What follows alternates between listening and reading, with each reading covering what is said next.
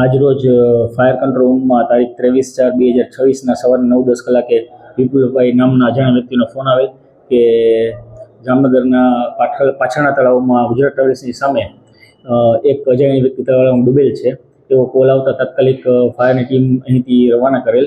ત્યાં જતાં જોવા મળેલ કે એક વ્યક્તિ નહીં પણ ત્યાં બે વ્યક્તિ ડૂબેલા હતા, જેનું નામ જનીશભાઈ નંદા ઉંમર વર્ષ 12 તથા બીજા છોકરાનું નામ હર્ષિલ રાજેશભાઈ ડાંગર ઉંમર વર્ષ 10 એવું ત્યાં જાણવા મળેલ હતું. બંને છોકરાને રેસ્ક્યુ કરી બહાર કાઢેલ હતા તથા 108 ટીમ પણ બોલાવેલ.